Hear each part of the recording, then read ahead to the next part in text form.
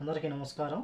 కువైట్లోని గృహ కార్మికులు ఖాదీం వీసా నుంచి అలాగే స్కూల్ వీసాకు బదిలీ అయ్యేదానికి జూలై 14వ తేదీ నుంచి సెప్టెంబర్ 12వ తేదీ వరకు గృహ కార్మికులకు అవకాశం కల్పించిన విషయం అందరికీ తెలిసిందే.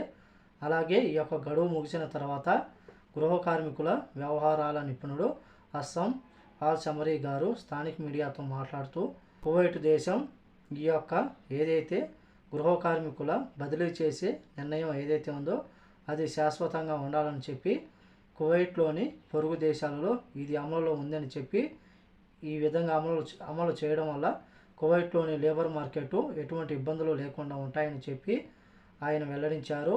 అలాగే ఇప్పటికే 55,000 మంది దీని నుంచి ప్రయోజనం పొందారని చెప్పి కువైట్లోని గృహ కార్మికులు ఆర్థికంగా స్థిరపడాలన్నా అలాగే వారు ఎక్కువ జీతాలు పొందాలన్నా సరే అలాగే వాళ్ళు ముందుకు వెళ్ళాలన్నా సరే ఈ యొక్క నిర్ణయం ఎంతగానో ఉపయోగపడుతుందని చెప్పి దాదాపు 2 నెలల్లో 55,000 మంది ఖాదీం నుంచి సూన్కు మారారని చెప్పి అలాగే కువైట్ ప్రభుత్వం ఆలోచించి ఈ నిర్ణయం శాశ్వతంగా అమలు చేయాలని చెప్పి ఆయన కోరుతున్నారు.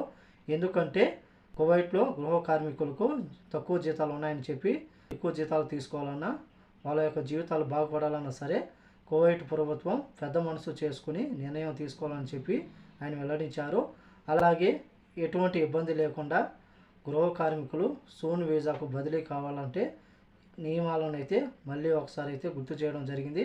ప్రస్తుతం యజమాని దగ్గర మనము కనీసం 1 సంవత్సరం అయితే పనిచేసి ఉండాలి. ప్రస్తుతం యజమాని ఆమోదంతో 50 దినార్ల వరకు బదిలీ రుజువు అయితే వీసాకు రుజువు అయితే చెల్లించాలి. అలాగే ప్రతి సంవత్సరం 10 దినాలు చెల్లించాలని చెప్పి అస్సాం ఆల్ సమరీ గారు తెలియజేశారు. కువైట్ ప్రభుత్వం ఈ యొక్క అభ్యర్థనను మెచ్చుకుంటుందో లేదో వేచి చూడాల్సింది.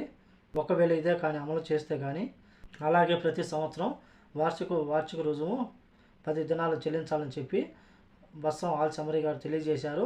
ఇదే కానీ అమలు చేస్తే కానీ గృహ కార్మికులకు కువైట్ తీసుకువచ్చి ఆ తర్వాత సూన్ వీసాకు బదిలీ చేసే ప్రక్రియను కూడా సులభతరం చేయాలని చెప్పి ఆయన కోరుతున్నారు. మరి ఆయన యొక్క వ్యాఖ్యల పట్ల ఆయన యొక్క నిర్ణయం పట్ల మీ యొక్క నిర్ణయం కామెంట్ రూపంలో తెలియజేయాలని కోరుకుంటూ ఈ వీడియో నచ్చితే లైక్ చేయండి, షేర్ చేయండి, సబ్స్క్రైబ్ చేసుకోండి. నెక్స్ట్ వీడియోలో మళ్ళీ కలుద్దాం. జై హింద్.